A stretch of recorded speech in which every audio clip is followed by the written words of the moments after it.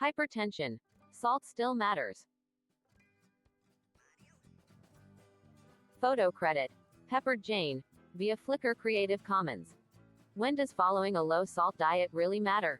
Find out from Cara Richling, from Ornish Lifestyle Medicine. The relationship between how much salt we consume and the development of hypertension has been debated for decades. Hypertension, or high blood pressure, is a common, but dangerous condition. High blood pressure increases your risk for heart disease, stroke, kidney disease and dementia. Approximately 1 in 3 adults in America have hypertension, but many are unaware they have it because there are no warning signs. Why you should follow AHA recommendations. Recent studies have shown that a certain amount of salt consumption may not be harmful. Researchers found that there is a strong connection between salt consumption and hypertension, primarily if a person has a sensitivity to salt. Because salt sensitivity is still very difficult to pinpoint, however, the best practice is for everyone to continue to limit excess sodium. The consensus of the American Heart Association and other public health organizations is that excess sodium has a significant impact on hypertension, and recommends limiting salt consumption to 1,500 milligrams a day. Why we crave salt. Your body does need some sodium to maintain the proper balance of fluids, transmit nerve impulses and contract and relax your muscles, but these functions require only 500 milligrams per day.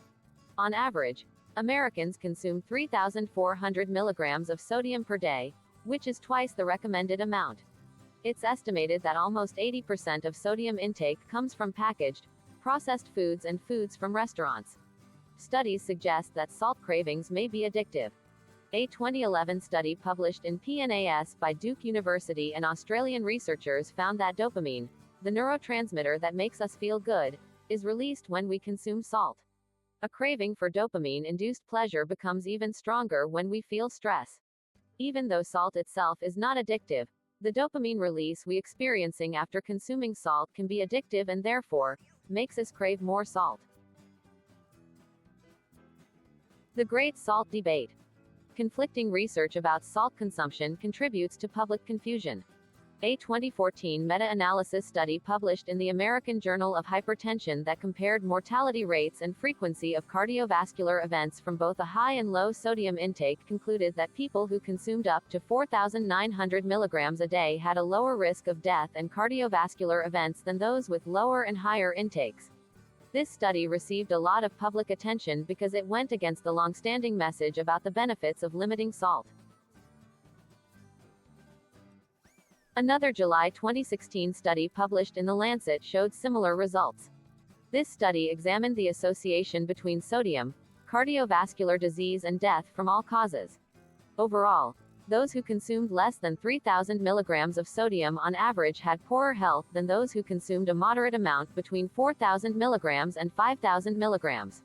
Those who consumed over 7,000 milligrams of salt had harmful health outcomes only if they were sensitive to salt. The study found a high sodium intake is associated with an increased risk of cardiovascular events and death in people with hypertension and sensitivity to salt, but there was no association in those who did not have hypertension. The bottom line, it's best for those with hypertension to decrease the amount of salt they consume. Understanding salt sensitivity. Newer gene studies are shedding light on the mixed messages around salt consumption. Some individuals are genetically salt sensitive or salt resistant, which impacts their response to salt.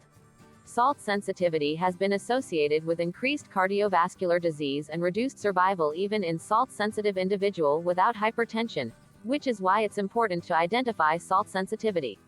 The problem is that accurate testing of salt sensitivity is labor-intensive and expensive.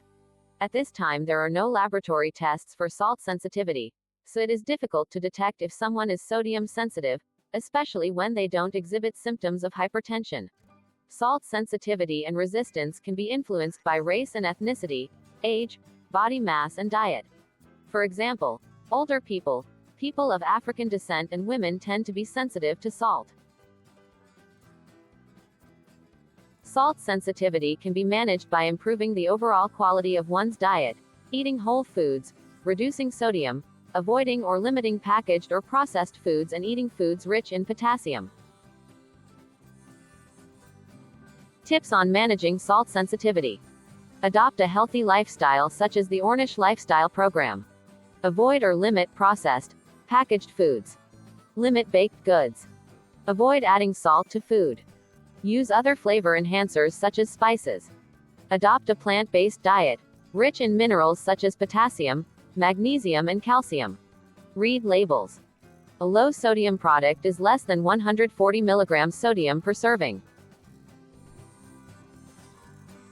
If you love this video, please like and subscribe to my channel and click the bell icon to get new video updates.